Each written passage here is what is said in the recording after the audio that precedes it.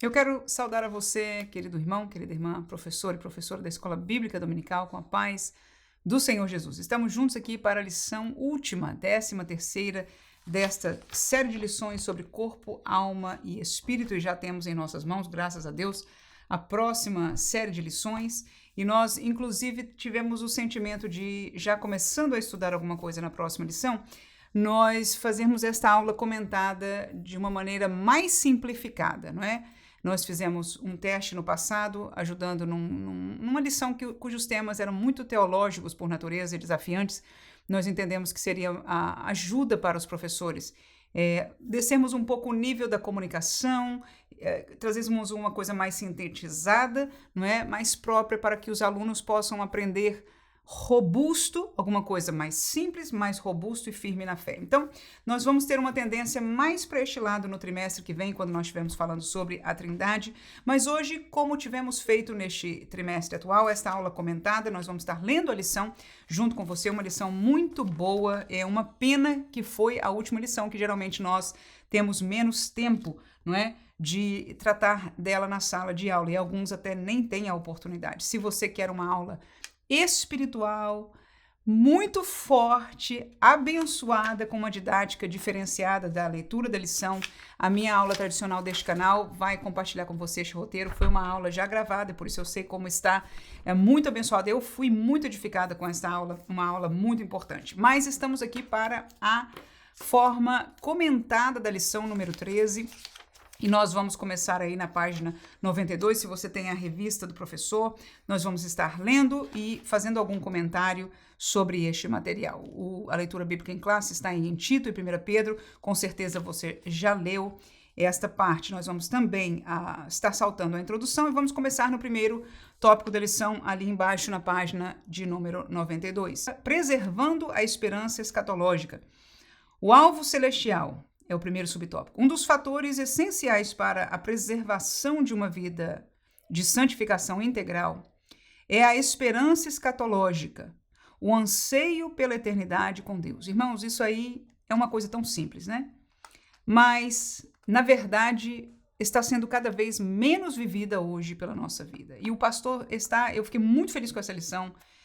Foi muito acertado o seu sentimento e a visão pastoral, que com certeza ele tem, muito mais do que eu, que lida com a realidade da igreja no dia a dia, sobre uma posição, né? Porque dependendo daquilo que nós atuamos na igreja, a nossa visão vai diferenciando, e no caso da posição pastoral, ela é ímpar, ela é especial, não é? Então, eu fiquei muito agradecida de ele, como pastor, ter esta visão, além de ser muito feliz na sua colocação didática, na sua escritura aqui. No entanto, é isso aí, eu vou estar concordando vez após vez, né? A questão da escatologia, ou seja, daquilo que nós cremos sobre o futuro da igreja, nosso, meu e seu, muda muito o que nós fazemos no presente. Pode ser assim, de água para vinho, de 0 a 80, ou seja, os 180 graus, do jeito que você queira falar, muda muita coisa.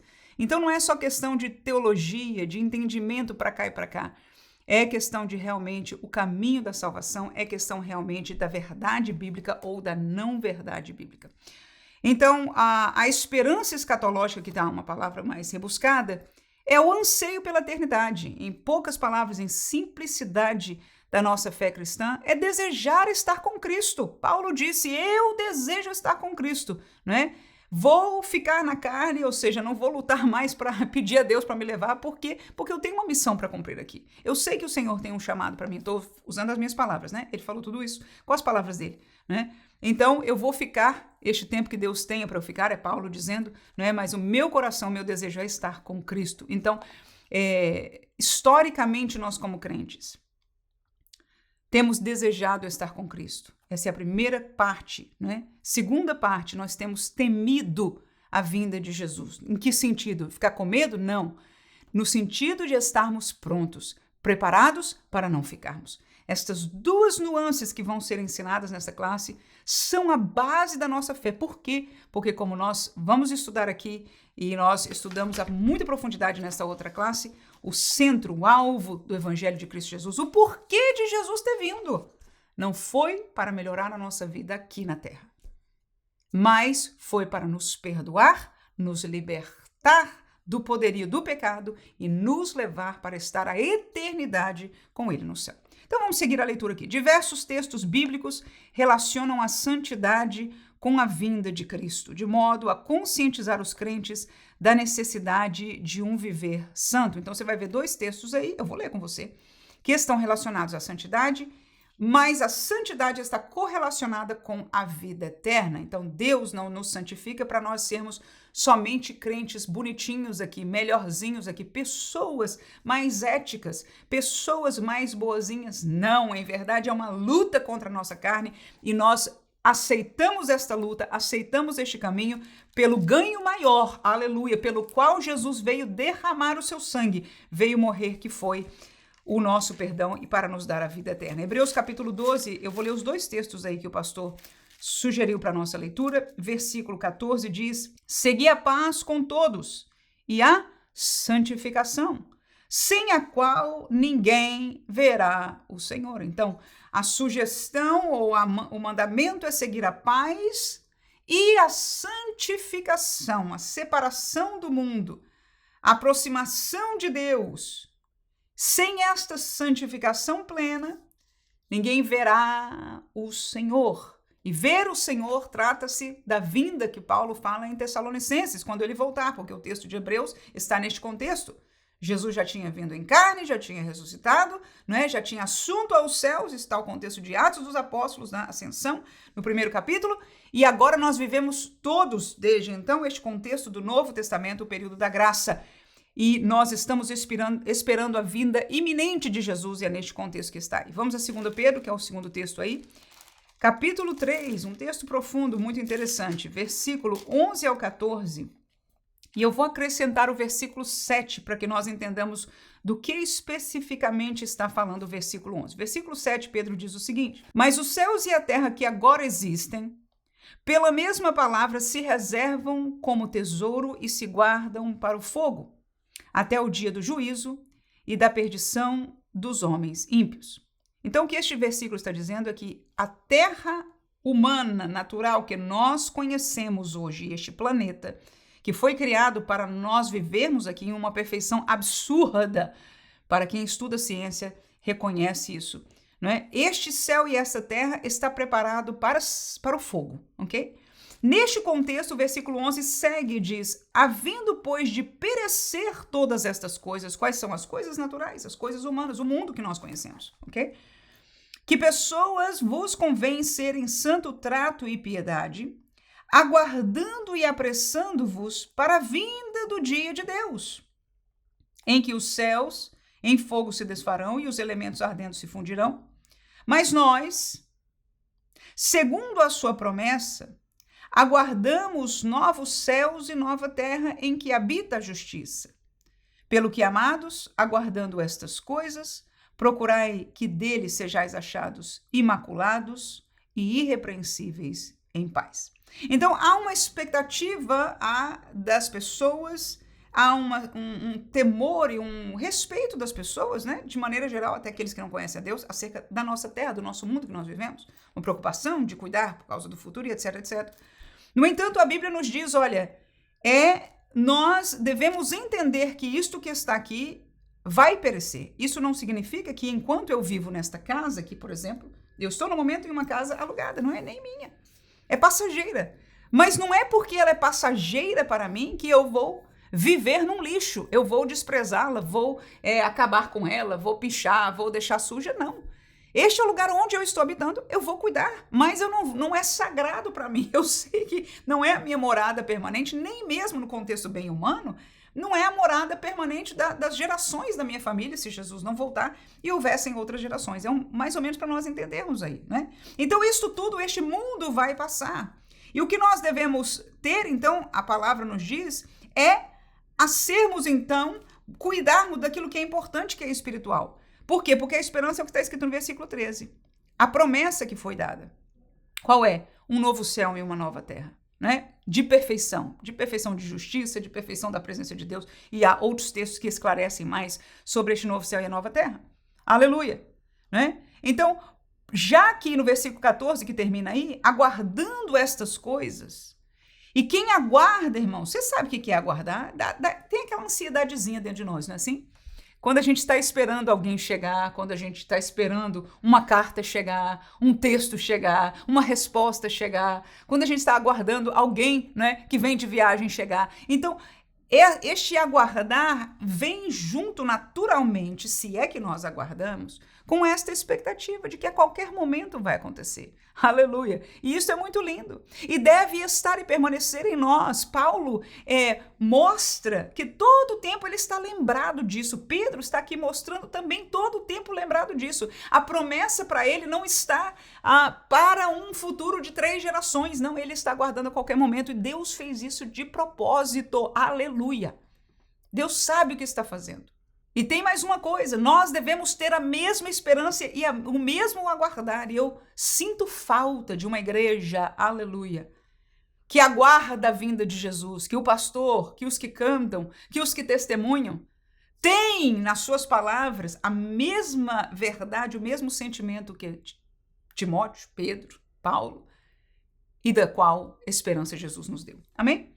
Então, já que nós estamos aguardando estas coisas, vamos nos encontrar, ser achados imaculados, ou seja, perfeitos, e irrepreensíveis em paz, ou seja, Deus não acha repreensão, nós somos perfeitos, estamos buscando uma vida devota, fiel a Deus, e isto é estar preparado para a vinda de Jesus. Então, estamos vendo aí. Sabendo disso, Satanás, eu estou voltando aqui à leitura, né, na página 92, repete a estratégia adotada no Éden.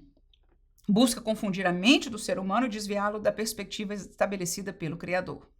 O conceito mais comum do pecado é errar o alvo. A nova vida em Cristo é uma correção de alvo. Visa tirar-nos da limitada e miserável perspectiva meramente terrena e finita para nos sintonizar com um propósito celestial e eterno. Então, esse aí, para mim, é o cerne deste primeiro tópico. Então, nós estamos com o primeiro tópico aqui, né? O subtópico número 1 vai falar sobre esta divisão, estas duas perspectivas. A primeira, ela é terrena e ela é finita. E a segunda, do outro lado, ela é celestial ou espiritual e ela é eterna, ok? Então, estas duas coisas biblicamente se contrapõem, não é? Em termos de perspectiva, de ansiedade, de valores, não tira a realidade que por um tempo nós vivemos aqui e por toda a eternidade nós viveremos lá. Não tira a realidade. Alguns tentam nos confundir, é o que o diabo faz. Porque vocês estão pensando só no céu e não pensam nada aqui. Não, nós não somos loucos. Nós sabemos que nós vivemos aqui, mas neste paralelo simples que eu fiz agora nesta aula, eu sei que eu estou morando numa casa alugada, que eu estou aqui no momento e eu vou cuidar dela naquilo que seja necessário, naquilo que seja bom, natural, aleluia. Mas eu não vou, como eu disse, não é? Cuidar como sendo a minha casa eterna, porque não é. E foi para a casa eterna que até Jesus disse, João capítulo 14, né? Vou lá, vou preparar lugar. E se eu for, voltarei para vós. Para quê? Para vos levar para mim mesmo, para onde eu estiver, estejais vós também. Ele veio para isso, para proporcionar a maneira de que ele, ao nos perdoar, possa nos levar para estar com ele por toda a eternidade. Amém? Então, esta é a realidade aqui. Eu vou ler Colossenses 1, 3 a 5, que é o último texto que o pastor nos deixou aí, né, neste tópico. Colossenses capítulo 1, versículo 3 a 5. Diz o seguinte: graças damos a Deus, Pai de nosso Senhor Jesus Cristo, orando sempre por vós. Por quem? Pela igreja de Colossos, né? Porquanto ouvimos da vossa fé em Cristo Jesus. Ponto alto. Uma igreja de fé. E da caridade ou do amor que tendes para com todos os santos. Uma igreja que ama uns aos outros, conforme o Senhor Jesus lhes mandou. Fé e amor uns pelos outros. Nota 10 esta igreja, né? Aí ele diz, por causa da esperança que vos está reservada nos céus. Ou seja, aquilo que a igreja exerce no seu dia a dia aqui é feito por causa de uma virtude. que foi trazida pelo ensino, que ele vai dizer aqui, ó, da qual antes ouvistes pela palavra da verdade do evangelho. Ou seja, esta igreja ouviu a palavra da verdade do evangelho, porque existe um evangelho falsificado, segundo Paulo explica nos seus textos, tá? Mas ouvindo a verdade da palavra do evangelho, o foco desta igreja foi a esperança vindoura, que é o que o pastor nos está falando aqui, tá? Então, como o foco dela era a esperança, o fruto, veja aí. Quando a nossa esperança espiritual está no lugar certo, os frutos espirituais serão seguros. E a mesma verdade vai acontecer se nós sairmos desse cenário. Muitas vezes nós vemos alguns frutos e nos confundimos e devemos olhar para onde está a esperança, onde está o centro, porque este é o centro do querer da palavra de Deus, do Filho e do Espírito Santo de Deus. Com relação a isso, nós podemos anotar alguma coisa aqui, interessante, paralela, acrescentando aí, dizer o seguinte, são pensamentos meus aqui, né? Primeiro seria uma pergunta, quais são os desejos terrenos? Nós somos chamados a pensar no de cima. Nós somos chamados a focar na eternidade.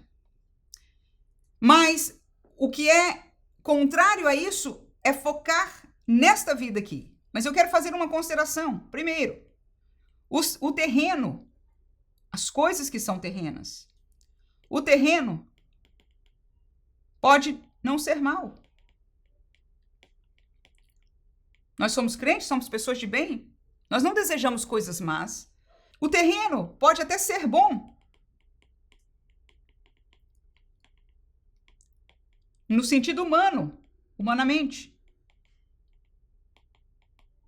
Mas o terreno não é o alvo do Evangelho de Cristo.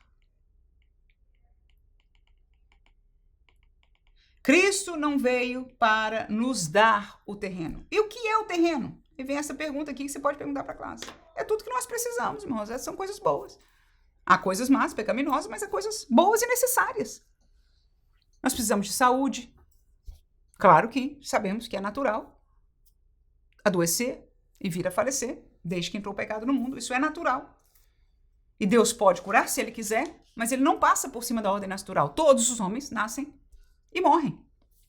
Ora, mas é parte da nossa necessidade vigor, saúde física, é parte da nossa necessidade o nosso alimento, é parte da nossa necessidade, e não só necessidade das coisas que nós almejamos, ter uma vida um pouco mais confortável. Quem não almeja financeiramente uma vida mais confortável? Claro que vai se sendo chamado, como Satanás o fez e o mundo nos faz muito, a sempre querer mais, né? Nós podemos ter um carrinho confortável, mas por que não o último modelo? Por que não este maior? Por que não etc, etc? Eu não quero entrar neste ponto, mas eu estou querendo dizer que as coisas terrenas são boas, elas não são más em si mesmas. Não é o material, não é o dinheiro em si, não é a casa em si, não é o carro em si que é mau. Mas, como disse Paulo, o amor ao dinheiro, e diga-se de passagem, a virtude espiritual dela é aquilo que a Bíblia chama do Deus Mamon, e Jesus fala dele diretamente em relação a ele. Não é assim? Então, nós sabemos que o terreno pode não ser mal, ele pode ser até bom, humanamente falando, mais estudo ou qualquer outra prosperidade que nós podemos ter, mas o importante é nós entendermos é que tudo isso é bom, mas o alvo de Cristo, do Evangelho de Cristo, da vinda de Cristo, não foi para nos dar uma vida aqui melhor. Diga-se de passagem, olhe para Jesus.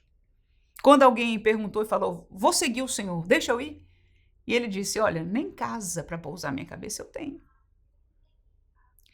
A vida de Jesus não era uma vida abastada financeiramente e humanamente, não. Pelo contrário, muito simples e até sofredora em algumas instâncias. Paulo, muito mais, irmãos. A ponto dele dizer, irmãos, eu sei o que ia passar necessidade. Sei também ter abundância. Deus permitiu ele viver tempos. Ele vivia pela fé, este homem. Quando não tinha para lugar nenhum, ele armava, né, o seu negócio ali de fazer tenda para conseguir subsistir e caminhar adiante com o ministério dele. O ministério, eu vou falar isso aqui, daqui a pouco essa lição vai falar sobre isso. O ministério dele não era tendas. Não era fazendo tendas. Enquanto ele fazia tendas, ele podia conversar com as pessoas. Ele podia evangelizar, porque o crente é bom testemunho no trabalho. E ele também evangeliza no trabalho. Mas este não é, o tendas não é o ministério dele. O ministério dele é de apóstolo dos gentios, não é? O pregador do evangelho e também este que nos presenteou com estas cartas de doutrina maravilhosa que nós temos. Então, qual é o alvo do evangelho? É a salvação, irmãos. É a salvação. E o que é salvação? É perdão dos pecados. É liberdade espiritual.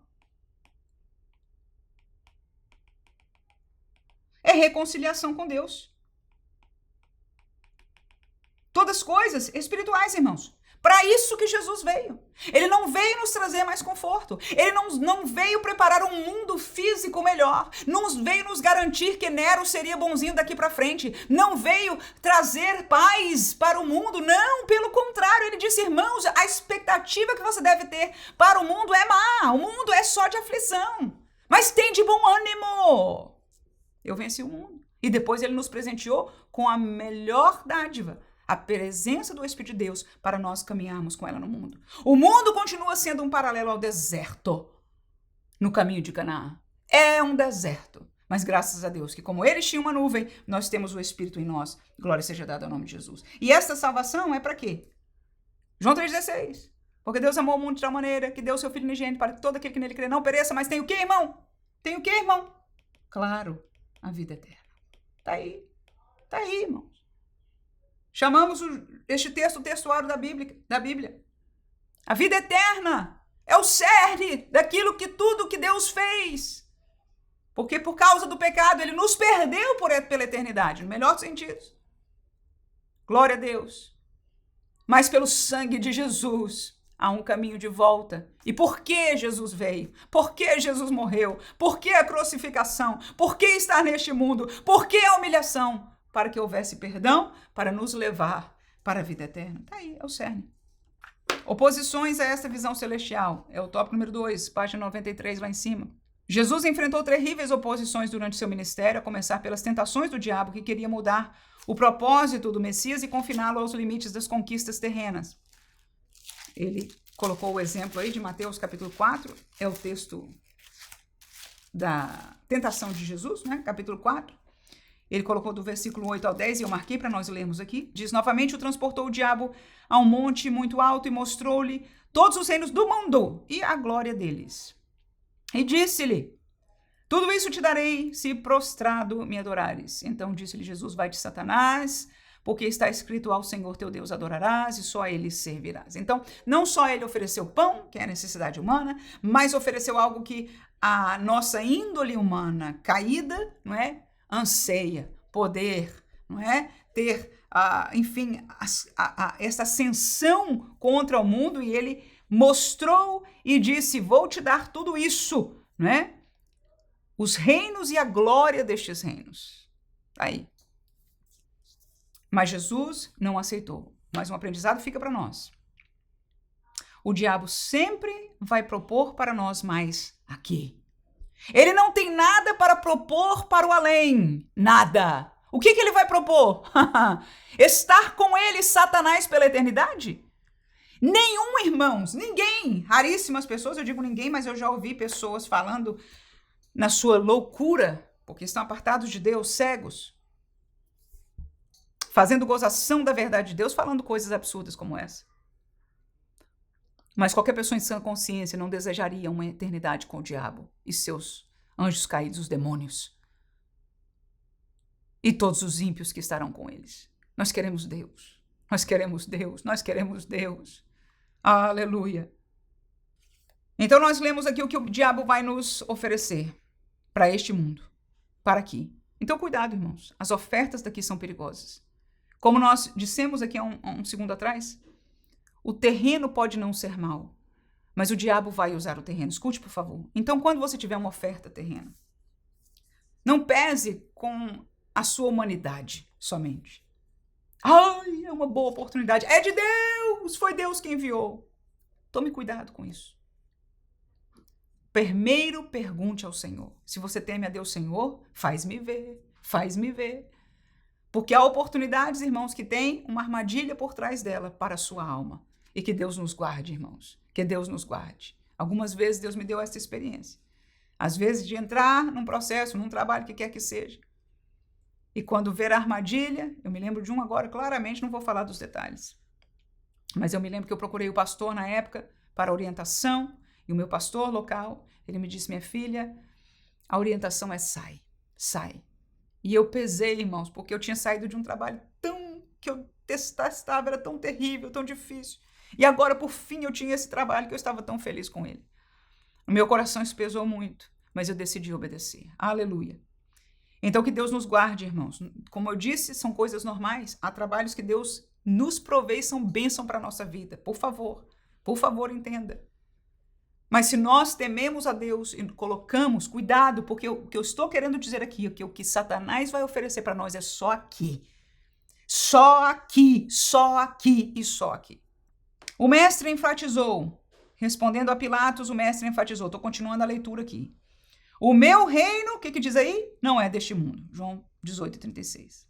O apóstolo Paulo travou grandes combates com opositores que insistiam em reduzir o evangelho a temas e questões temporais, a mesma coisa que nós vivemos hoje.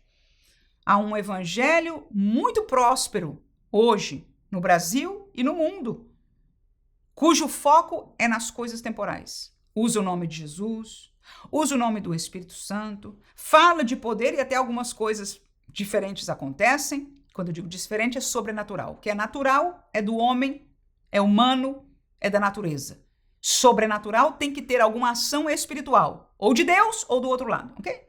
Então, pode até se ver e se falar de todas estas coisas, mas é um evangelho que é focado nas coisas temporais. Esta palavra sozinha nos ajuda, irmão. Escute, por favor, a discernir as mensagens. É uma palavra, mas que quando a gente pesar, qual é o cerne desta pregação? Qual é o cerne deste ensino?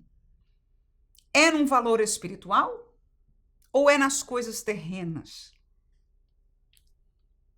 Aos coríntios, ele advertiu acerca dos que não criam na ressurreição dos mortos, um engano que limitaria a eficácia da fé cristã a esta finita vida. Aí o texto diz, se esperamos em Cristo só nesta vida, somos os mais miseráveis de todos os homens. E eu vou ler mais 2 versículos neste texto aí, tá?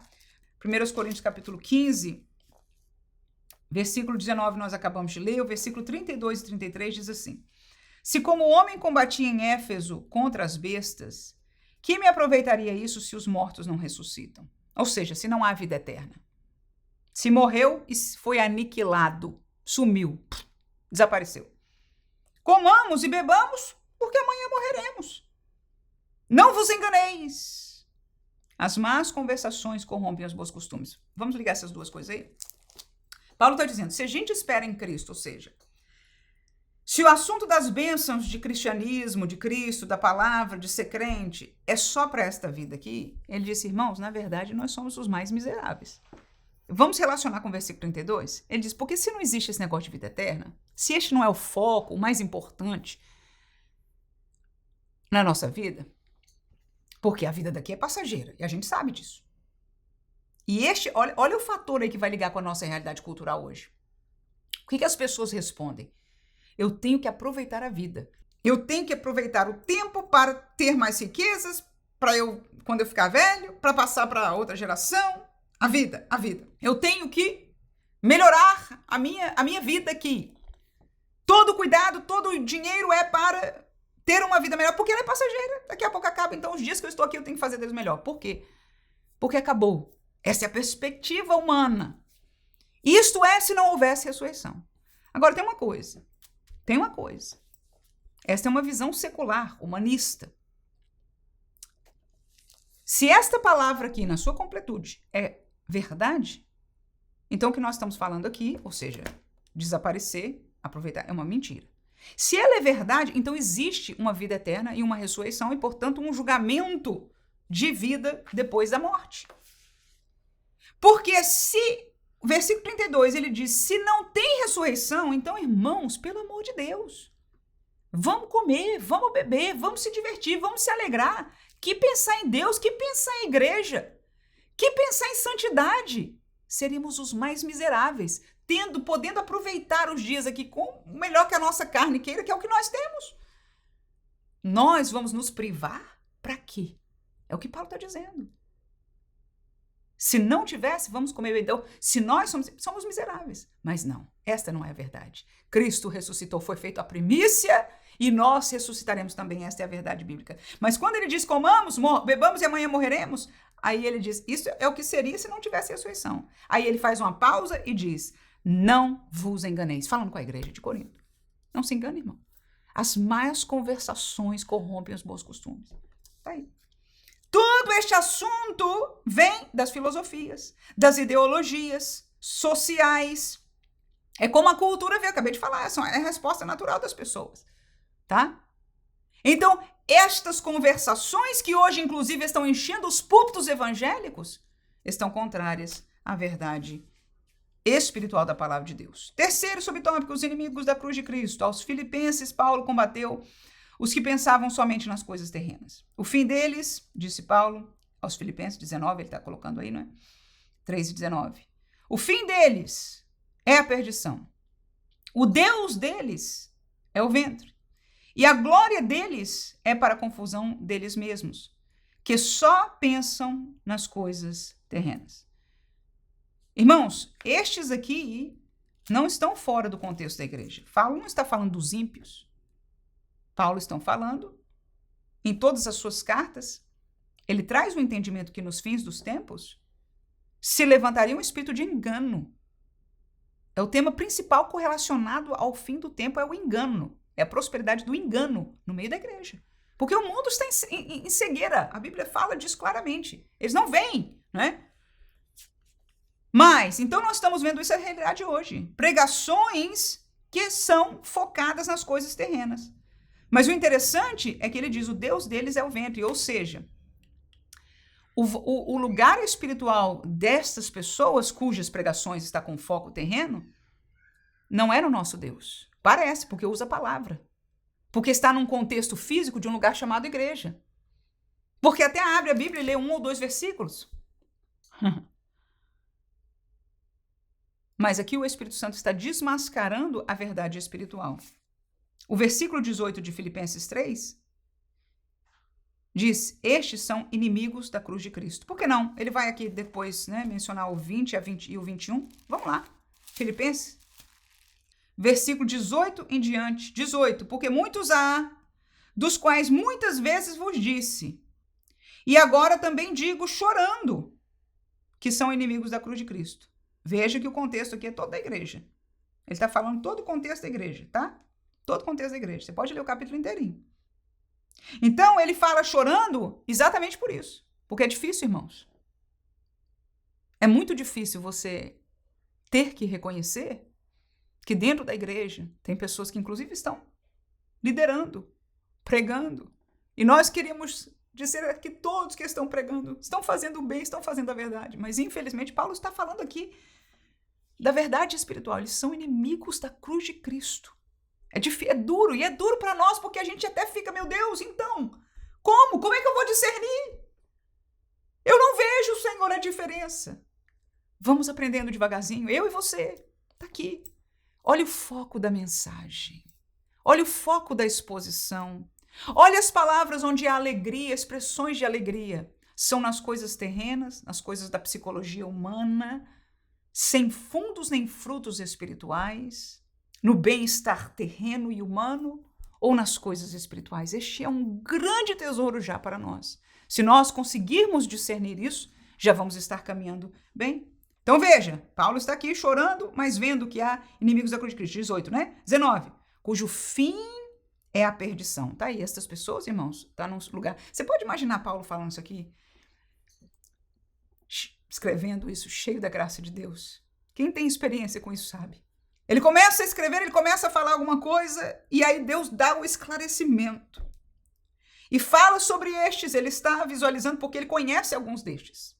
Porque ele já viu o fruto em algumas igrejas da qual ele passou, e quando ouviu depois, os coitados irmãos foram enganados por pessoas assim. E aí o Espírito faz entender e diz, o fim deles é a perdição. O Deus deles é o ventre. e a glória deles é para a confusão deles mesmos, que só pensam nas coisas terrenas. Está aí.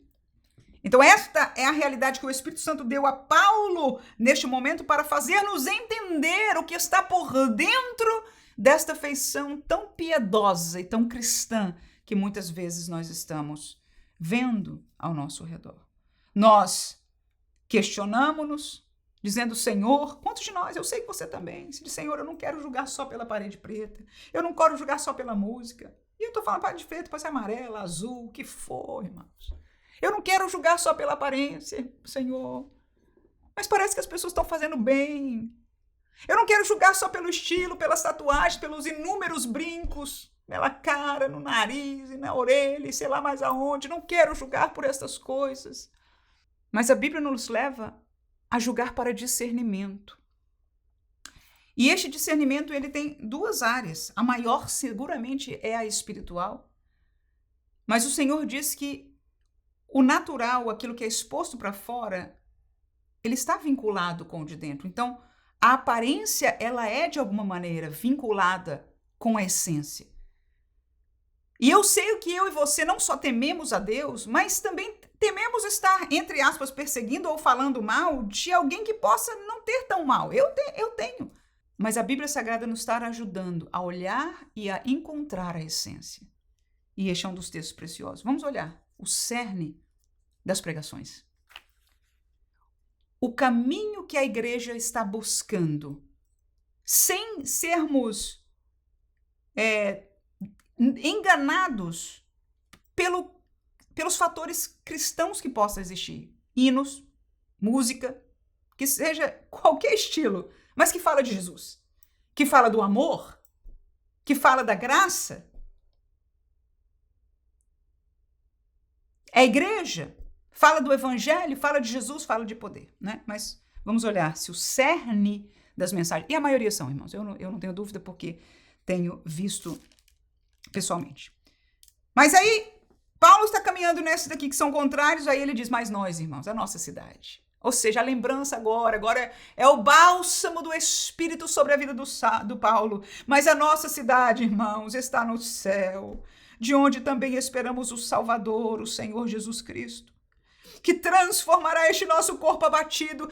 Deus sabe que o nosso corpo é abatido, irmãos. Não vamos encontrar a esperança do abatimento do corpo nas coisas humanas. Se nos derem um pouquinho, graças a Deus, mas fica com um pouquinho e com a esperança na cidade dos céus e no tempo que Deus vai transformar por fim e pela toda a eternidade, irmãos. Estamos trocando o terreno e passageiro pela eternidade e caindo na conversa desde que vocês são estúpidos porque só pensam na eternidade. E a gente não está vivendo aqui, não?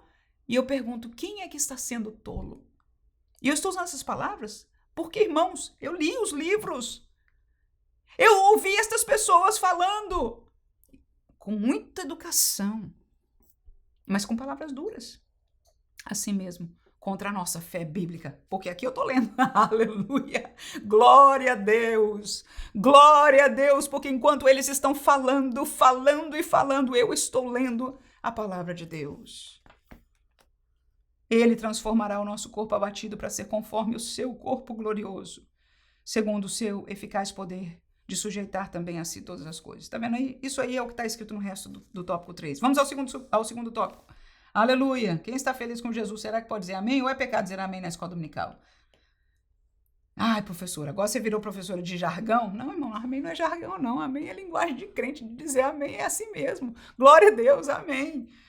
Meu Deus, aonde nós estamos?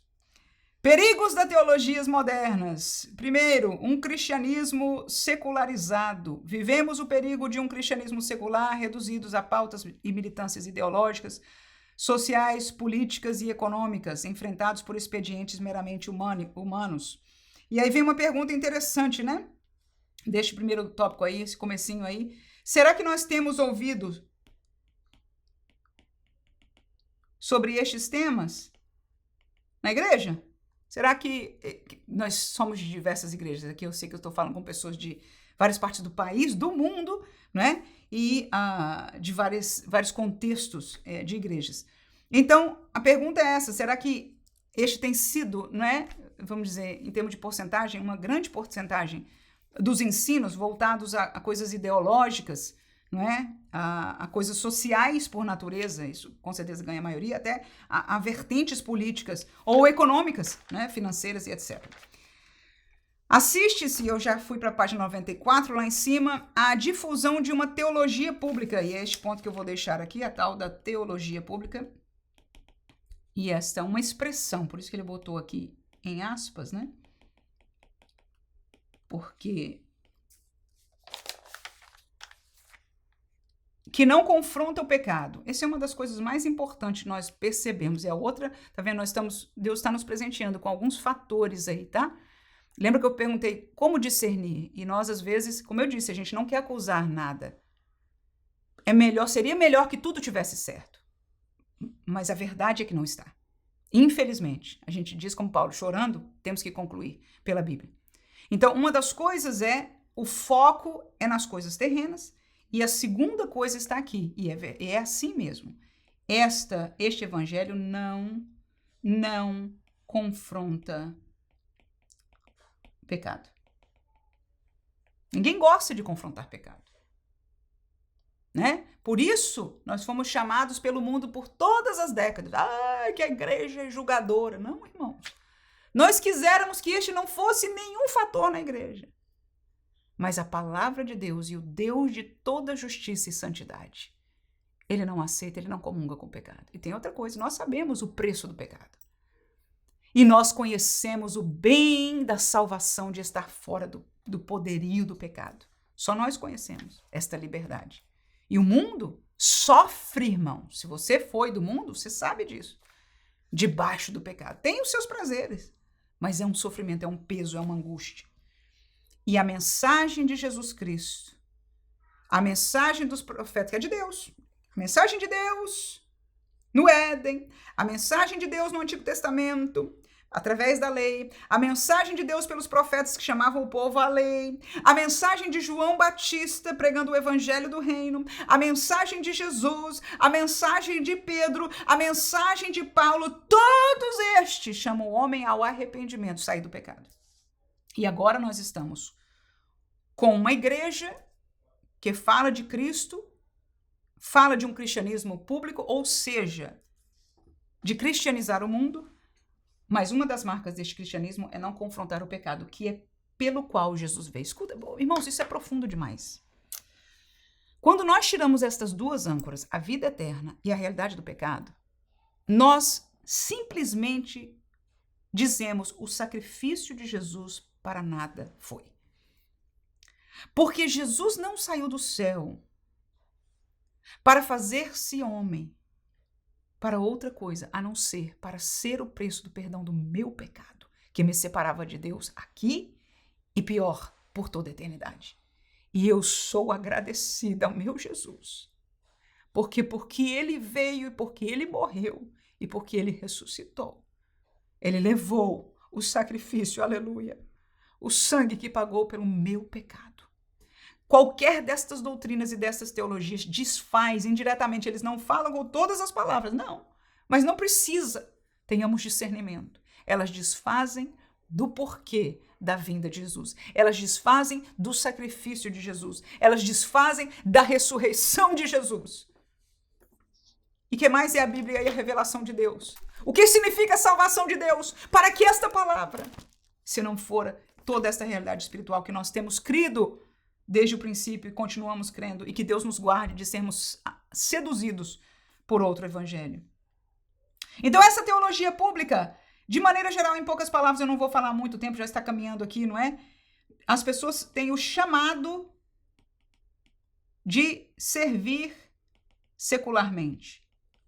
Uma das coisas que eles ensinam é que o seu ministério como crente é para ser exercido na rua, no meio público, no governo, nas escolas. E até lute para ter posições de destaque, porque é lá que nós devemos estar para melhorar, não é? E há um porquê escatológico, o pastor mencionou aqui alguma coisa já sobre isso. Mas o fato é que o servir secularmente torna-se o ministério do crente. E eu quero esclarecer. Crente, como eu disse de Paulo, tem que ser crente na vida secular dele. Se por acaso ele não vive só do evangelho, que a maioria de nós não vive só do evangelho, nós temos que trabalhar para ter o pão para comer. Então, aonde nós estamos, nós somos luz. E diga de passagem, a luz faz o quê, irmão? Incomoda ou não incomoda? Ou será que nós não temos a mesma luz de Cristo? Que João fala claramente, ele era a luz, ali estava a luz verdadeira para todo homem. Mas o homem, o mundo, amou mais as trevas do que a luz, porque as obras deles eram más. O que as obras do homem mostram? O coração de pecado. Por que o homem do mundo, o homem natural, peca? Faz obras injustas? Porque ele é um pecador. A obra injusta dele, a injustiça é um pecado. O roubo é um pecado. A imoralidade, o adultério é um pecado. Ele está em pecado. Então nós somos chamados para evangelizar o mundo. Esta é a realidade de nós, como crentes. Nós estamos lá e como somos luz, então a nossa presença santa no nosso porte, diferente. A nossa postura e a nossa presença espiritual e estética diferente incomoda demais, irmãos. Tem nojo de nós. E às vezes até nós não estamos diferentes necessariamente porque tem uniforme, por exemplo, todo mundo mesmo uniforme, mas a presença espiritual, a gente vai ler daqui a pouco um texto de João 17. O mundo não aceita. Então o que vai acontecer? São horas, irmãos, que nós vamos encontrar para dizer, olha, eu estou vendo você entristecido hoje, você gostaria de uma oração? Você gostaria de vir à minha igreja? Eu creio que Jesus tem algo melhor para a sua vida. O que quer que você... Então nós vamos falar... A vida, a realidade nossa do mundo é contrária a Deus. Nós estamos em pecado. Evangelho, irmãos. É difícil, eu sei falar disso. Não pense que é só para você, não. Para mim também. Para mim também. Para mim também. Eu, quando ouvi essas novas novidades teológicas e de evangelismo e novas formas, eu falei um pouco disso na aula passada. Eu me questionei muito, porque nos facilitaria muito a vida. Mas se não tira o homem da prisão do pecado, para que eu quero? Se não leva o homem para a eternidade com Deus, de nada serve. Se não está em obediência àquilo que Jesus me mandou fazer, ele me mandou fazer uma coisa bem simples. E Pedro fez, e Timóteo fez, e Paulo fez, e Tito fez. Por que é que eu tenho que fazer algo diferente? Pelo contrário. Essa teologia pública, que é chamada a servir secularmente, fazer obras, boas obras, publicamente, onde você está na rua. Não é que nós não precisamos fazer boas obras, mas é fruto, não como uma missão. Eles até falam, vamos orar pelas pessoas, até chega ao ponto de orar. Não fala de pecado, né? Mas nunca, é o que eu vou colocar aqui, olha, nunca prega o evangelho. O evangelho. Que evangelho? O evangelho bíblico. Olha aqui. O evangelho do arrependimento? Nunca. Nunca prega o evangelho da salvação pela fé?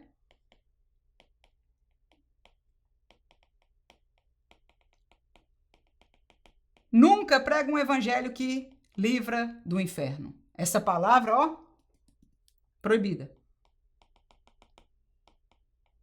Se você está numa igreja, se você que tem um pastor que ainda tem coragem de usar a palavra inferno, levanta a mão para o céu e dá glória a Deus. Porque as trevas têm se levantado como nunca nos nossos dias. Como nunca. Sempre se levantou contra a verdade, mas como nunca.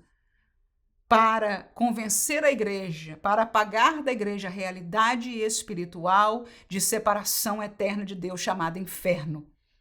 Se não existisse inferno, irmão, se não existisse ressurreição para o inferno, irmãos, para que Cristo?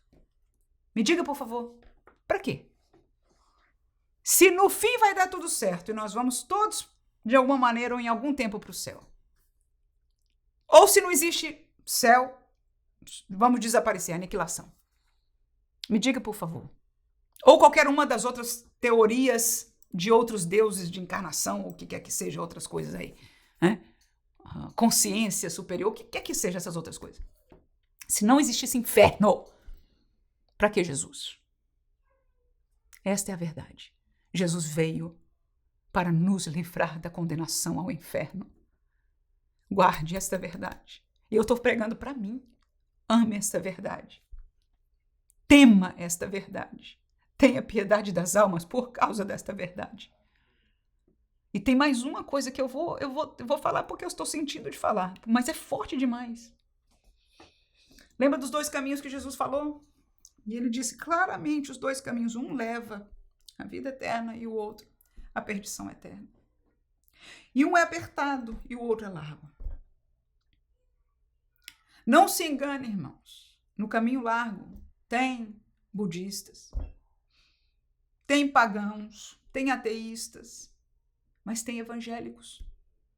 A diferença não é no nome da religião que nós possamos ter, é no caminho que nós estamos. Se é largo, se o mundo está satisfeito, se está se entranhando com ele, se está tudo bem, está dizendo parabéns, isso é um bom caminho. Se ele está ok com você, se é largo e o pecado está junto, é largo. Qual é o fim dele? Então, este evangelho verdadeiro não está na teologia pública que é ensinada hoje. Enquanto enfraquecimento da missão pública não confronta o pecado, ok, vamos lá em cima de novo. Que confunde e empobrece o sentido da relevância da fé. É verdade, já falamos sobre isso. Enfraquece a missão da igreja, que é pregar o evangelho, é verdade. Sob o pretexto de levá-la à arena pública, atua para tirá-la da arena espiritual. 100%. 100%. 100%. Aquilo que é verbalizado por eles não é para isso. Mas a realidade é isso. Nos tira de buscar as coisas espirituais que Deus preparou para a igreja de Jesus. Enquanto mais secularismo, menos poder. Jesus espera que conservemos entre nós os verdadeiros sinais que devem seguir aos que creem. Expulsão de demônios, novas línguas, maravilhas e curas. E isso na perspectiva e expectativa da eternidade. Falsos discursos é o segundo subtópico. O cristianismo moderno corre um sério risco de ser marcado, em parte, por mais discurso do que prática, é o que Tiago 1:22 diz. Isso ganha uma amplitude ainda maior em tempos de comunicação tão volátil. Oriundas de canais mais voltados à cultura e intelectualidade, eu marquei isso aí, e eu acho interessante marcarmos isso aí. Cultura e intelectualidade.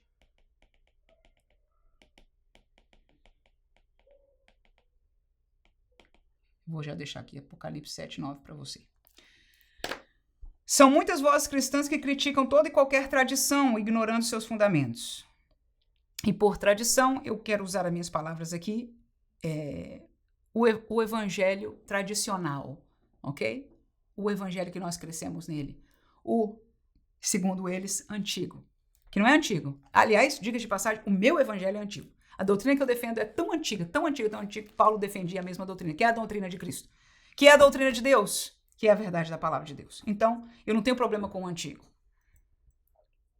Aleluia. Então, eles, como disse aqui, criticam as tradições, ignorando os fundamentos. E o fundamento é a Bíblia. Como pentecostais clássicos, devemos nos precaver de teologias modernas alheias à realidade do crente em seu cotidiano, em seu bairro ou comunidade rural, e permanecer crendo, praticando e pregando um evangelho simples, porém integral e poderoso. Jesus salva, cura, batiza com o Espírito Santo e em breve voltará. Quando se perde o senso da iminente volta de Jesus, compromete-se o valor da santificação. Ok, pois bem. Cultura e intelectualidade. Nós hoje, principalmente quanto mais intelectual você é, você sente uma pressão por um lado. Aqueles que estão, vamos dizer, de maneira geral na sociedade, sentem a pressão por outro lado, que é o lado da sociedade. E pelo lado da intelectualidade.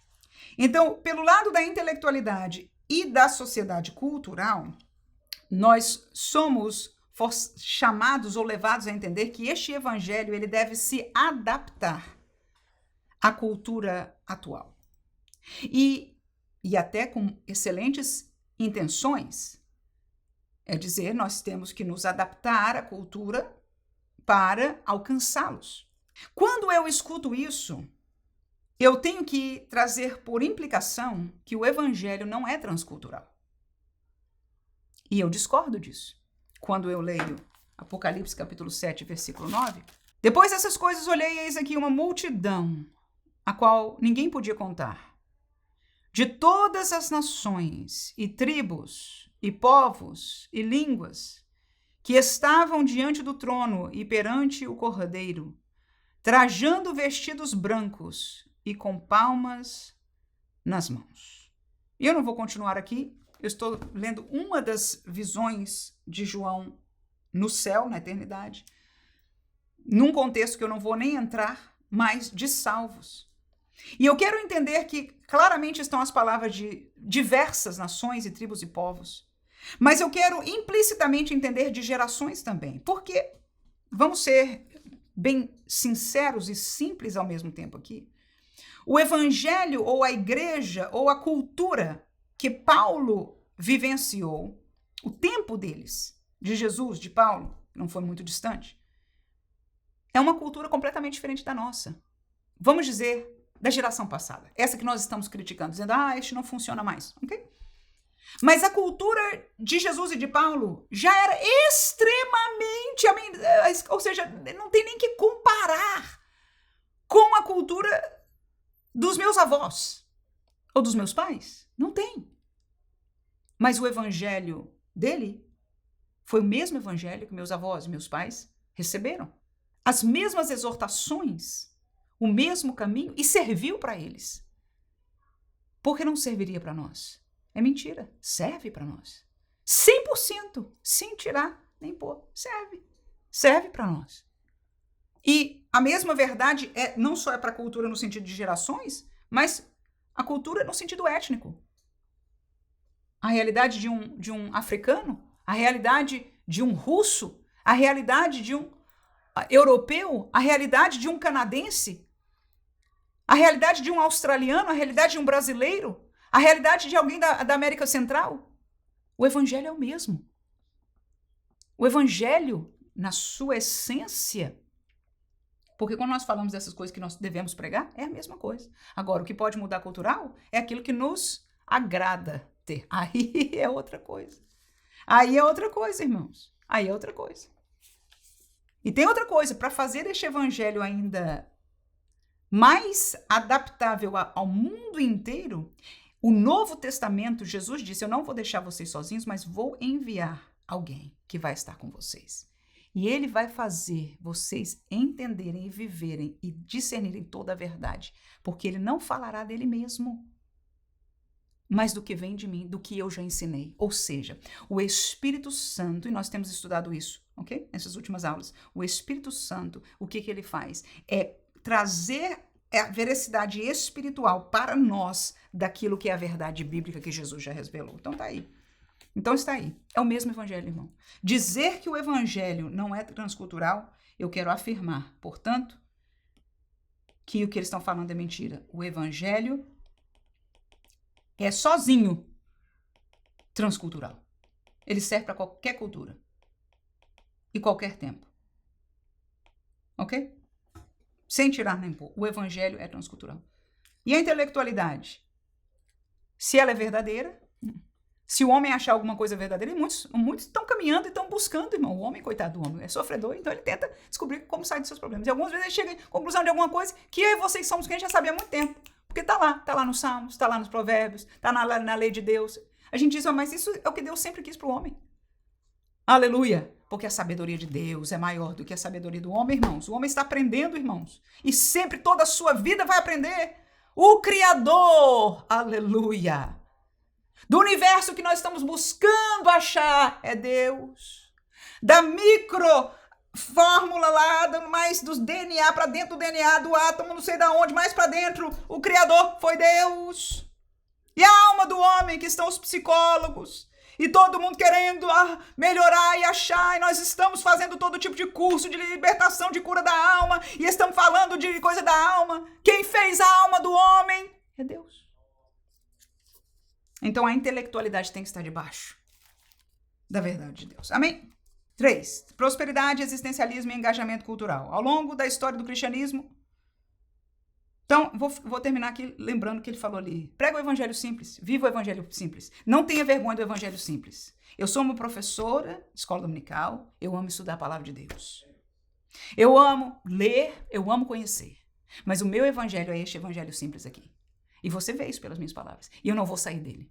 Eu não vou comprometer por teologia, por grandeza, por intelectualidade humana, por nada, irmãos. Não. Porque foi este evangelho aqui que me salvou e que está me levando para o céu. Este caminho apertadinho, mas lindo, simples de Jesus aqui. Ele salva, cura, batiza com o Espírito Santo e em breve voltará. E você que sabe pouco mais das Escrituras do que isso aqui, fique satisfeito, porque você tem tudo. Alguém que possa ter pouca instrução de educação nas coisas deste mundo, dá glória a Deus, que você tem tudo. Se tem Jesus, tem tudo. Como diz aquele antigo corinho, quem não tem Deus é quem não tem nada, aleluia. Se você se alegra com uma palavra como essa, se você ama ler a Bíblia ou ouvir a Bíblia, este ano nós lemos a Bíblia, alguns irmãos me testemunharam, irmã, eu estou passando as suas gravações para algumas irmãs que são analfabetas, nunca puderam. Oh, aleluia, elas estão tão felizes. Quem ama ouvir a Bíblia, oh, irmão, já tem esta verdade, é crente, dá glória a Deus, você tem tudo. Os dias se acabarão aqui, tolos são estes que estão lutando por aqui até o fim, vão lutar pela pele, pela inteligência, pelo átomo, pelo estudo, pela aparência, pelas coisas terrenas e tudo vai ficar. Tudo vai perecer, tudo vai ficar. Lutaram por nada. Nós, caminhando vamos para Canaã. Aqui as coisas estão difíceis, como Paulo disse. Está difícil, mas a minha alegria está no porvir. Quem quiser se alegrar pelo daqui, que se alegre. Eu me alegro pela mesma alegria que Paulo tinha. Ao longo da história do cristianismo, tópico 3, não poucos ventos teológicos vieram e se foram. A própria teologia da prosperidade, uma das mais recentes, já não causa o mesmo impacto que quando surgiu, ainda que está difundida muito mais. Reduzir a esperança cristã a conquistas terrenas leva a frustrações, além de conduzir a uma visão meramente existencial. Foi o que Paulo concluiu diante dos que em Corinto navegavam o caráter escatológico da fé cristã. O apóstolo não os poupou, chamando de besta fera, ironizou, comemos, bebamos, porque amanhã morreremos. Acautelemo-nos da cosmovisão cristã inspirada na escatologia. Ele vai voltar a falar do assunto de escatologia. Calvinista milianista que, descrendo do arrebatamento, não crê. E em um milênio literal, também não crê no milênio literal bíblico. Enfatiza o engajamento político e cultural para a redenção dos sistemas humanos, não a proclamação do evangelho para a salvação dos pecadores. A pregação bíblica é arrependei-vos, pois, e convertei-vos. É Pedro pregando aí, para que sejam apagados os vossos pecados. Então, eles substituem isso aqui, e em outras palavras, o que isso está fazendo, o que isso está tentando fazer é a cristianização do mundo. Então, nós estamos sendo pregados o seguinte, vamos influenciar o mundo. Então, a cristianização do mundo, enquanto nós estamos secularizando a igreja, nós estamos cristianizando o mundo. Isso existe biblicamente? Não. Qual a resposta bíblica? Resposta bíblica. João 17, 14. 1 João 2, 15 e 17. João 18, 36. E nós vamos terminar essa aula praticamente sobre isso. Mais uma coisinha bem rapidinho depois, e isso é o que é. Mas vamos ler os textos bíblicos? Temos que responder sobre isso, né, irmão? Primeiro, arrebatamento. Quando eu ensinei na outra aula, eu falei, irmãos, eu não tenho como mostrar o contrário na Bíblia, porque não está na Bíblia. Não existia arrebatamento, não está na Bíblia, irmão. Então, se você quer ler sobre o arrebatamento, eu coloquei aqui, não é? 1 Tessalonicenses 4, 15 a 18, leia lá, tá lá como funciona. O milênio também, Apocalipse, né? Nós demos um estudo um pouco mais profundo sobre isso, eu incluí a parte do 19, mas seria o Apocalipse 20, 1, 2 e 4, está ali o processo do milênio dentro do contexto do Apocalipse, para você entender na cronologia das coisas no Apocalipse, mas os detalhes sobre o milênio, a maior parte dele está profetizada antes. Então, João, isso aqui é detalhe, se a sua aula é mais simples, você não precisa de falar de nada disso. Eu, nesta aula, neste contexto, não falaria sobre isso, por isso não estou falando aqui. estou fazendo, entre aspas, propaganda do outro estudo, né? Para você que queira aprender mais. Mas o que eu falaria é esta palavra. A tentativa desta teologia é cristianizar o mundo. E isso não é bíblico, não existe. João capítulo 17, versículo 14, a oração capítulo 17 é aquela oração de Jesus, né? Por nós, pelos seus discípulos e por nós, pela igreja. Versículo 14, ele diz: dei-lhes a tua palavra. Ou seja, Jesus está falando com o Pai que a palavra de Deus foi dada aos seus seguidores. E o mundo os aborreceu, porque não são do mundo, assim como eu não sou do mundo. Tá aí, irmãos. Tá aí, irmãos. Quem tem a palavra de Deus, o mundo vai o quê? O amar? Então, como é que nós podemos ter a ousadia de tentar ajustar isso? Porque é isso que essa teologia está fazendo. Nós temos que ser bem vistos. Invista em fazer o bem, em ser simpático. Até profetiza o bem para ele. Nunca profetiza mal. Você está pensando que eu estou falando dessa palavra inventada? Não. Eu não estou falando essa palavra inventada. Eu sei exatamente a fonte que eu estou falando, de escolas de profetas que falam estas palavras para esta pouca vergonha que está acontecendo. Escola de profeta, irmã, hoje existe. De uma igreja aqui americana chamada Betel, eu estou falando do testemunho de quem estudou, de quem fez aula lá e que disse que assim que fala e assim que faz. Agora, que profeta é esse? Está recebendo de Deus ou está aprendendo o que falar? Do homem. Ou pior, até, algumas vezes. Nem do homem não é. Que o sangue de Jesus nos cubra. Não gosto de falar nomes, mas às vezes a gente tem que falar, irmãos, para que nós sejamos guardados, porque eles não têm problema de falar contra nós. Nome, aleluia. Está repreendido o inimigo pelo poder do sangue de Jesus. A palavra diz, então, o que, irmãos? Dei-lhes, Jesus nos deu a palavra. Então, irmão, ame essa palavra, por favor. Ame, estude, leia. Leia, guarde, porque foi o que Deus nos deu. E quando nós a temos, o mundo nos odeia. Então não tente fazer o que Deus diz que não existe. 1 João capítulo 2, versículo 15 a 17.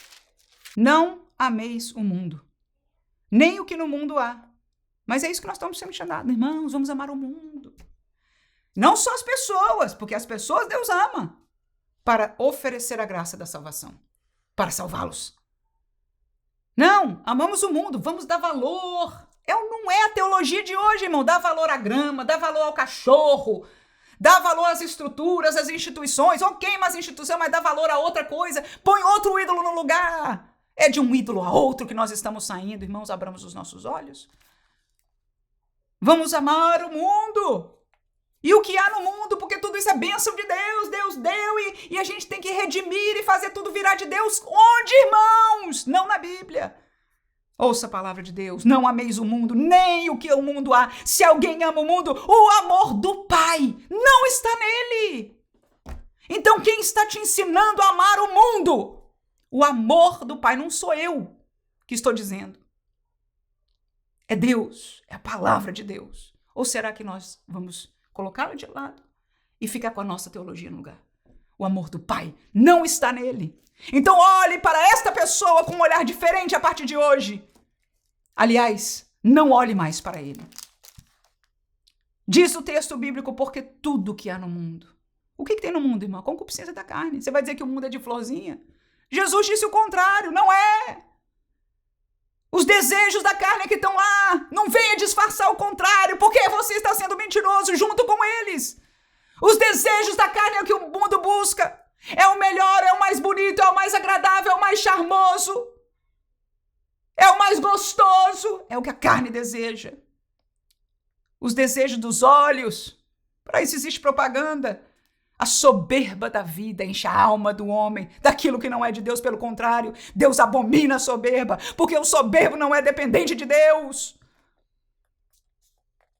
Tudo isso não é do Pai, não é de Deus. Não é de Deus. Eles podem usar o nome de Deus, não é de Deus. Eles podem falar de Jesus, não é de Deus, mas do mundo. E o mundo passa. E a sua concupiscência, seus desejos também passam. Mas aquele que faz a vontade de Deus permanece para sempre. Então tá aí. O último texto, que foi o primeiro até que o pastor mencionou aqui. Mas vou ler. João capítulo 18, versículo 36. Respondeu Jesus, o meu reino não é deste mundo. Pilatos, o meu reino não é deste mundo. Se o meu reino fosse deste mundo, pelejariam os meus para que eu não fosse entregue aos judeus, mas agora o meu reino não é daqui. Irmãos, com toda a sobriedade para um homem, um líder, Jesus diz, o meu reino não é daqui, porque ele questionou a Jesus, você é rei? O meu reino não é daqui. Se fosse, você não acha que os meus súditos, a primeira coisa, primeiríssima, vinham me livrar, vinham fazer um motim, vinham arrombar tudo isso aqui? Não, eles não vão vir. E na tentativa de Pedro, quando ele tirou a espada para resolver o assunto, né, com a força humana, Jesus te dá, Pedro. Não. Mas nós hoje estamos tentando botar o reino de Deus na força. Estamos tentando entrar nas esferas da sociedade para ganhar o quê? Jesus disse, estas esferas não são minhas. A minha esfera está lá, eu fui para lá preparar lugar para você. Agora, ou nós cremos no evangelho da Bíblia, ou nós cremos no evangelho deste tal reino inabalável, mentiroso do diabo, que está sendo ensinado à nossa juventude. Mentirosos, contrários à palavra e à verdade de Deus. Que o sangue de Jesus nos guarde. Temamos ao Senhor. Irmãos, isto é milícia. Prepara-te, professor, porque se você sente um peso agora, vai aumentar um pouquinho mais. Mas é por pouco tempo. Sabe por quê? Aleluia. Porque o que há de vir virá e não tardará. Mais um pouquinho de tempo. Ei, mais um pouquinho de tempo. Para mim e para você. Eu estou falando para você, acho que eu estou falando mais para mim. Porque quando eu falo e eu nomeio o nome do livro que eu acabei de nomear e o nome das pessoas que estão enganando o povo de Deus e alguns trazendo a um outro evangelho mentiroso, me abala. Porque eu sou só uma pessoa humana. Eu sou só uma pessoa, sou uma professorinha. Que Deus me guarde. Que Deus guarde a você e nos guarde fiéis à sua palavra. Temamos, vigiemos. Fiquemos juntos e apegados a Ele, para que nós possamos passar por tudo isso até o dia que chega a razão da nossa esperança. Conservando o espírito e a alma e o corpo, né, para a vinda do Senhor Jesus. Eu não vou estar lendo este tópico final, você com certeza vai lê-lo, mas eu vou deixar aqui uma anotação para você que eu fiz, vou só passar para você. E a pergunta seria prática, né, de como nos preparar. Sempre eu ouvi, era um dos temores que eu cresci quando criança. Eram pregações como essa, eu não me lembro quem pregou, nem muito contexto. Eu me lembro de ser criança e temer a vinda de Jesus. E a palavra que falava era essa, você tem que estar preparado. Você está preparado para quando Jesus voltar? Hoje eu não escuto mais estas pregações. Mas graças a Deus que mesmo a 13ª lição chegou com este ensino. E eu espero a Deus, eu não sei, são muito menos geralmente as pessoas que assistem o último vídeo. Mas se você foi um destes que Deus permitiu, que Deus te dê graça para não só aprender a viver toda essa verdade, mas passar adiante também. Nós que estamos pensando ainda de como nos preparar. Eu sempre gosto de ver na prática, né? Como é que a gente funciona. Como nos preparar. E o texto fala, inclusive é o textuário, né? Espírito, alma e corpo sejam plenamente conservados e irrepreensíveis para a vinda do Senhor Jesus. Para a vinda do Senhor Jesus. Para a vinda do Senhor Jesus. Ou seja, nós fazemos tudo isso, sofremos, nos privamos por causa da vida eterna. Espiritualmente, como é que a gente se prepara? É simples, irmão. Foco na vida eterna. Temor. Isso que eu falei, que eu sentia quando criança. E até hoje. Senhor, será que eu estou preparado? Se Jesus vier hoje, eu vou para o céu com Jesus. Este temor é saúde para o nosso espírito. Porque nos vai afastar do pecado, nos vai querer ter uma vida de santificação, porque nós queremos estar preparados. Espírito / alma. Estes dois aqui juntos, alimentando com a palavra. Com a palavra. Então, como nos preparar? Espiritualmente, lembrando-se em todo o tempo do foco da vida eterna, ok? A alma junto ao espírito alimentando com a palavra. Quando a gente lê, quando a gente estuda, quando a gente escuta e lê de novo. Amém? Mesmo que não seja muito, mas leia um pouquinho, pense, medite. É alimento para a nossa alma, é mistério de Deus. Então a alma e o espírito são alimentados neste contexto aí. E eu vou botar alma junto com o corpo, porque o corpo não caminha sozinho, o corpo obedece, o corpo está ligado neste sentido, né? Com a alma, que é o agente decisivo para o corpo, ainda que ele como corpo tem as reações próprias dele, nós bem a conhecemos, mas como nos preparar neste sentido do corpo? Separando-nos do mundo. Eu vou te dar 2 versículos de presente aqui. Fiquei muito abençoada quando me lembrei deles.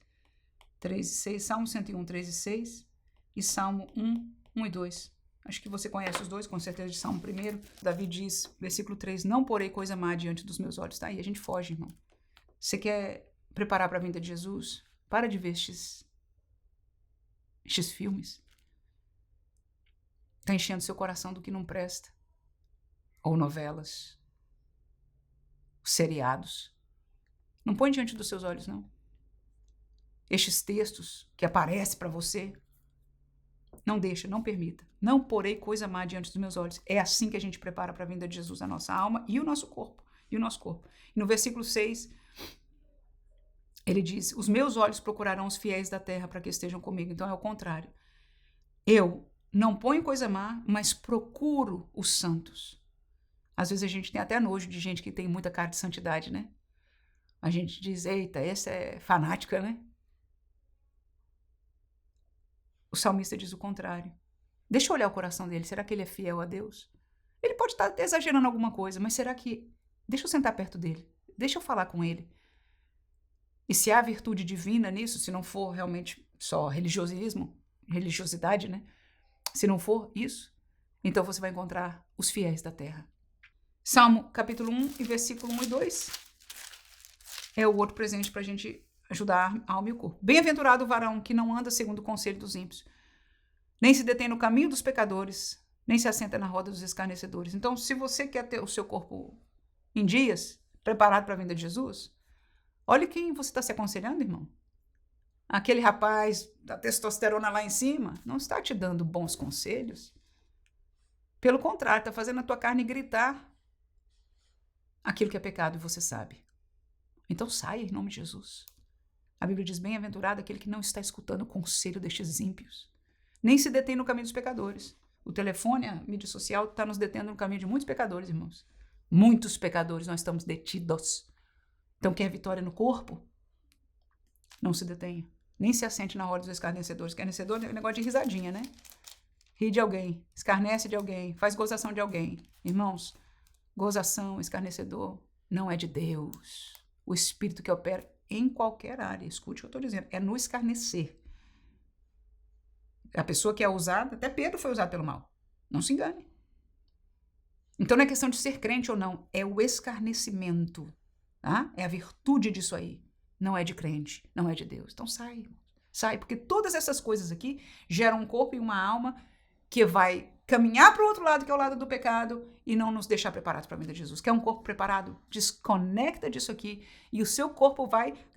somos humanos. Paulo mesmo diz, quem me livrará do corpo dessa morte? Ninguém vai tirar até a vinda de Jesus, falta pouco, ou até a nossa partida deste mundo, ninguém vai nos tirar disso aqui. No entanto, para sobreviver, fortalecer o espírito, sustentar-nos, como diz aqui, separados, vamos dizer, preparados para a vinda de Jesus. Ouça isso. Antes tem o seu prazer na lei do Senhor, tá aí. Nela medita de dia e de noite. Então, ao invés de gastar tempo com isso, gaste um pouquinho mais de tempo que seja, irmãos. Um pouquinho mais que seja. Lendo a palavra de Deus. E Deus vai ajudar pelo Espírito Santo de você lembrar durante o dia, de você se alegrar, de você cantar um corinho durante o dia. O resto é consequência, Deus vai nos ajudar. Que Deus abençoe você, professor, em nome de Jesus.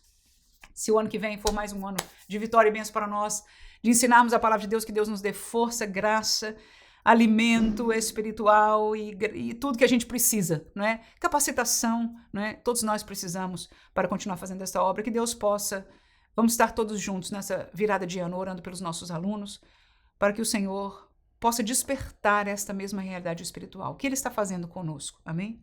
Eu falo aqui com você, eu quero que você saiba que eu sou humana e eu estou sendo despertada. Muitas aulas, Deus está me ajudando a me despertar. O Espírito Santo tem sido maravilhoso e bondoso para comigo. Mas se Ele tem também me usado para fazer esta obra junto com você, recebe em nome de Jesus Usa, frutifica esta dádiva, este dom, isto que Deus tem te dado. E da mesma maneira passa adiante. E vamos orar juntos para que os nossos alunos possam também receber, crescer, não é? Voltar a querer as coisas espirituais. E que nós possamos devagarzinho, em nome de Jesus, ver os frutos de um evangelho que foi difícil para Jesus, irmãos. Nem todo mundo seguiu a Jesus. Nem todo mundo seguiu este evangelho no decorrer deste tempo aqui e não vai ser diferente hoje. Mas que Deus nos guarde permanecer no evangelho da verdade, no caminho estreito. E se Deus quiser, estaremos juntos no ano de 2026. Feliz ano novo para você, sua família, sua igreja, em nome de Jesus. Amém.